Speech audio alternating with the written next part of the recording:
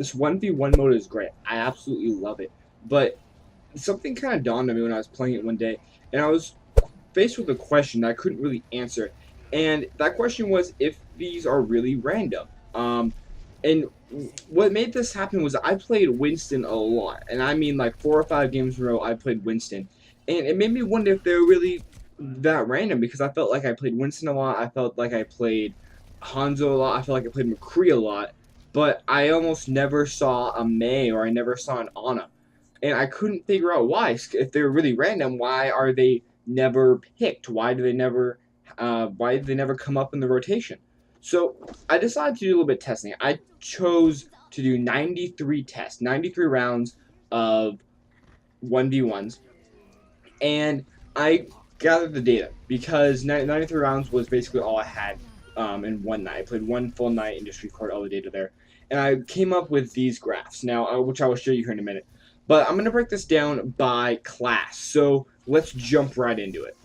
Okay, so let's start off with the offense heroes because the offense heroes are definitely the ones that are most played, both because they have a larger number than any other group, but also because they're honestly a lot more fun to play. You have two offense heroes going right at each other. It's a lot of fun.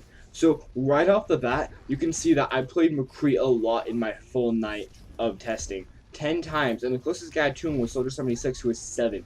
I played these guys a lot. And the fact that I played McCree, so it basically confirmed my suspicion when I was talking about a few minutes ago, was that I felt like I played McCree a lot. And I did. I played him substantially more than anybody else on this entire list, which you will see as we go on. But I played him a lot more than anybody else. And this is really weird because when you do the math, right? 21 heroes, you divide that by 93, which is the games I played. 93 games or 93 rounds, you get basically 4. You get 4.4. So obviously you can't play a half a round or whatever. So you round it to 4. You should play every hero 4 times.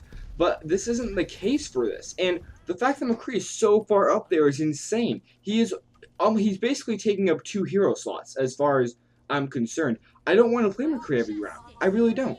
But according to this graph, it really feels like I do. It feels like I do, and this graph shows that I play him all the time. And it's really interesting to me because McCree isn't that popular as far as the meta goes. I mean, yes, he's used a lot, but he is not as meta as Lucio or as meta as who else is meta right now. I don't even know if he's meta right now. I haven't been paying attention to the esports.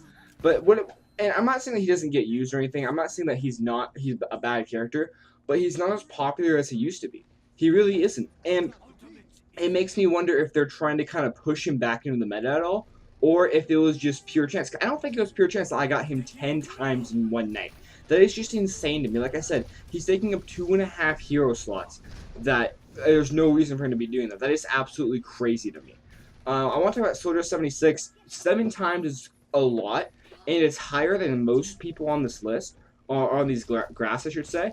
But this isn't crazy because I feel like Soldier 76 was a little bit more spread out as far as that goes. Like, you'd have him here, but you wouldn't have him in the next one, or you would have him there and wouldn't have him in the next one, whatever. But I feel like Soldier 76 was a little bit more of a guest pick, you know what I'm saying? So, like I said, it was really more random as opposed to McCree, where he was just in every single game, I felt like. Tracer was played 1 more than average, which isn't that big of a deal. And her rounds go fast, so I don't really care. And then Genji, Pharah, and Sombra all played the amount they should be, which is 4. I think Reaper's played 1 less. So over there, it's fine. And I think that if you really wanted to, on a different night, Tracer and Reaper could have switched one, so it would be 4 across the board, except for Soldier and McCree. But honestly, I think that besides that McCree thing, and a little bit of Soldier kind of being played a little more often, I think the offense is honestly just as random as it could be. Like I said, I think that McCree needs to be spread out, and I don't think he needs to be spread out just over offense heroes. As you'll see here in a second when we jump into defense and tanks, it's really varies on the amount of times you play a hero. And I think that if you spread McCree out a little bit more, that would help a lot more. And 10 times, that's insane. That's 1/9 of the heroes I played, basically. 9.3 of the heroes I played was McCree. That's just absolutely crazy to me.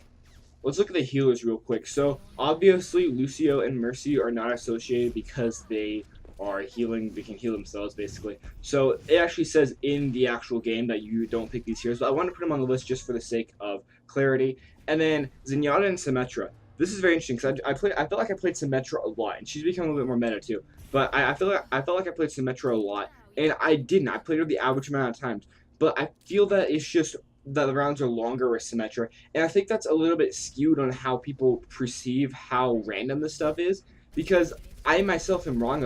I myself was wrong. I felt like I played Reaper a lot. I didn't play him a lot. I felt like I played Zenyatta a lot. I didn't play him a whole lot.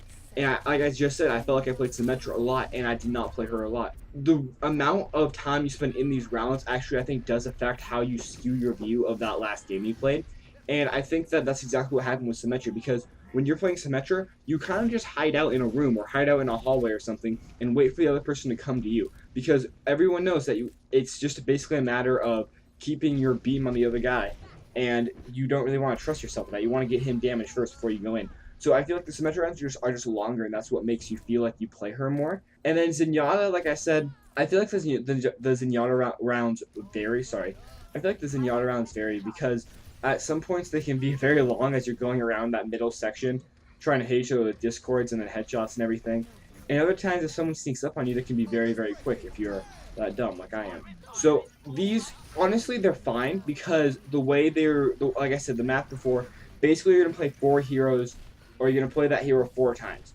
And that's exactly what happened here. So there's nothing wrong with healers, but I just think that you feel like you play those a little bit more, or at least Symmetra, you feel like you play Symmetra a little bit more because of how long the rounds last. So the defense heroes do vary a little bit. So Bastion and Torb played basically the same amount of times, Bastion 3, Torb 4, the normal amount of times. Hanzo and Mei were only played once, and Junkrat and Widow were played 7. So I was talking about being varied. This is crazy. So Widow is played a lot more often than you think she is because I feel like her rounds go really fast. It's just one headshot, it's over. Junkrat, on the other hand, was made for this mode, and I think that there's a possibility that he has played a little more because of that. These 1v1 situations are perfect for Junkrat, especially if you can get your opponent into a closed space. He's absolutely amazing at this 1v1 kind of situations, and I think that's why he gets played more often than some of the other characters. Mei, I think, actually is really good, and it's her map as far as Echo Point Antarctica goes. So I think that she should be played a little more. And I'm kind of surprised she isn't. I think the reason she isn't is because she can self-heal, and that makes the rounds go on for too long and can end in draws. And I feel like her walls are too, because she's just a big denial character for the most part. So I think that because of how long the rounds are set to be and how long she can really hold someone off if she needed to, I think that that is why she doesn't play as much. And Hanzo was weird for me because I felt like I played Hanzo a lot, but then as soon as I started collecting data, I didn't play Hanzo anymore. So I think that you do play Hanzo a lot more than you would think, or a lot more than this graph shows.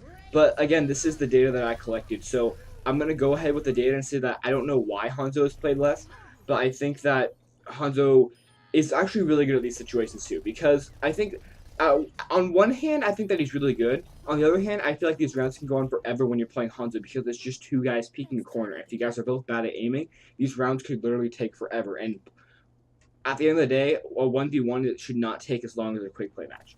That's just that. You know, it's be completely honest. It just shouldn't take as long as a quick play match. And I think that's kind of what 1v1 appeals to.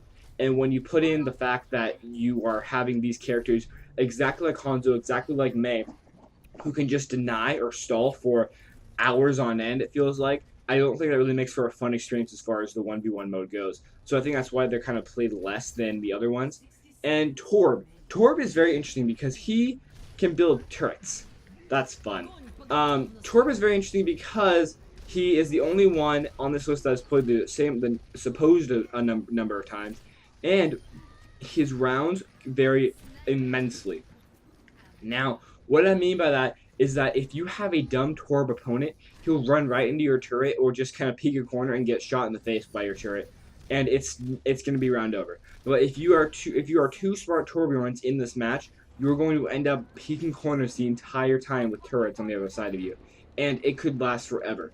So I think that Torb, being the only average character in this slot, actually kind of messes with me because I feel like Bastion would be like that too. But then again, Bastion is the same thing where it's just whoever gets set up first is going to win. It really kind of messes with you because you have these denial characters who are just going to let the rounds go on forever, and you really don't want that when you're playing 1v1. So I think that, like I said, things like Widow, things like Junkrat, who are just really good in these 1v1 situations are going to really excel and do well as far as the defense heroes go. And I think that's why they're kind of played more, is because their rounds go quicker and they're better in these situations. So this is the reason I started graphing this, is because of Winston here. He's miles ahead of everybody else, just like McCree was. And I think for the most part, it was him and McCree all night were just very, very far ahead of everybody else. I mean, at one point I had Winston at 6 and Zarya at 1, or maybe Winston at 7 and Zarya at 1. But he was very, very far ahead of everybody. And that's the reason I started trying to figure this out, because I didn't feel like it was random. And obviously, this graph shows that it's not. All these graphs show that it's not completely random. So let's look at this graph here. I want to touch on D.Va first, because D.Va is not only the very first and not very first, but she's the only character in this game, in this graph, that's average. She's also the only one she's the one that takes the longest. What I'm trying to say, I guess. I misspoke. But she definitely takes the longest because of her basically double health bars. And it makes me wonder why like Zarya has played more than her and Roadhog has played more than her. Because Roadhog is just, it's over real quick if you screw up with his hook. If you have a smart Roadhog, he'll hook you and then you'll be done. And I feel like that warrants Roadhog being played less, and Zarya would excel in that situation. And Zarya has her shields, so she would get decreased, and then Winston would actually rise up. So this is why, and then Reinhardt would rise up too. But this is why it looks that way, because of the way D.Va works, and because the way Winston works, as far as armor and jumping goes, and how mobile he is. That's why it looks this way, is because the tanks are huge sponges. And like I said, 1v1s are all about speed. You want to get this done quick. You want to have a quick game of 1v1s before you do this, or that. And when you are going up against guys like Reinhardt and Roadhog and D.Va, they're big bullet sponges, especially Reinhardt. Reinhardt is impossible to kill with your fire strikes. So you're sitting there and you're waiting to see who charges first, who gets impatient first, and that's usually the person who loses. Things like that really kind of mess with how this game mode is supposed to work. And you have to realize that 1v1s were not built for this game. 1v1s are a second thought after the game came out, obviously. And no character is going to be built about no character is built around 1v1s, and no character will be built around 1v1s. You know, you could argue Widow, you could argue McCree, you can even maybe argue Winston, but not in this scenario, because as far as 1v1s go, it's a 1v1 of the same character, so it doesn't really work in this scenario. But there is some people who excel at 1v1s, but there's no one built around 1v1s. And I think that's why some of these graphs look so varied, like this one, like the defense one, because certain people just can't get played as often as they could be. So let's look at Roadhog, for instance. Roadhog has his hook, right? Roadhog is probably the highest DPS around as far as tank goes. You could argue D.Va, but I honestly think Roadhog outdamages her. You could say Zarya, but she has to be at least 80 charge to even come close. And how often does that happen? So I think that Roadhog is definitely the closest to DPS in this scenario, and I think that's why he kind of excelled a little bit higher than D.Va, Roadhog, and Zarya, because he's over quick, so he gets played a little bit more. Reinhardt I was confused about, because Reinhardt was another one that I felt I played a lot more, and I didn't. I only played Reinhardt twice, and he's one of the lowest on this list. I think he might be the lowest on this list that I played, that I graphed. Yeah, he is. I only played him twice. I only graphed him twice. And I think that was kind of weird for me, because as far as I was concerned, I guess Hanzo and Mei, actually. Sorry, I totally forgot about this too. That was weird for me, because I felt like I played Reinhardt a lot, and it was just that same thing I was talking about with Symmetra, where the rounds are longer, and you feel longer, and they feel longer, so you feel like you play him more. You negate more play time to that character, but you don't play more rounds. And that was really interesting to me, how that kind of worked out in your head and in your memory, of how much you thought you played those heroes. So, and last thing I want to touch on Zarya. She's very interesting because she can literally deny damage for ages if you use her ball right. So I thought it was kind of interesting that she was played a little bit more than average. But besides that, tanks are really kind of a mixed pot here, because you have a DPS and you have one that just soaks up. You have two that just soak up damage, and they get played on completely different levels, right? Like D.Va played almost like the average amount, and Winston gets played double. He's basically taking up 2 character slots, and that's just crazy. Honestly, it really is. And like I said, Reinhardt too. Reinhardt needs to be kind of upped a little bit. I feel like if you probably tone down Winston and tone down Roadhog a little bit, that would bring Reinhardt up to the average, and that would be okay. But no, Winston has just played out of this world. He's the same thing with McCree. Winston has just played honestly way too much, and it was really interesting to me how I predicted that. I did not predict Reinhardt, but I did think that Winston was played a lot more. So that was very, very interesting as far as tanks go. Hey, thank you all for watching, guys. I really do appreciate it. Go down to the comments below and tell me what you guys think about this data, what you guys gathered yourself, what you guys felt yourself. Did you guys feel like you played Reaper a lot? Did you guys feel like you played Genji a lot? So on and so on. Let's start a conversation down there. I'm very excited to talk to you guys and see what your guys' rundown and how you guys felt about the 1v1 heroes. So go down in the comments below, tell me about that. And then if you guys like the video, go ahead and like. If you guys dislike it, go ahead and dislike it. And then while you're down there in the comments below, tell me why you rated it like you did. And I hope you guys subscribe because I'll see you guys in the next video.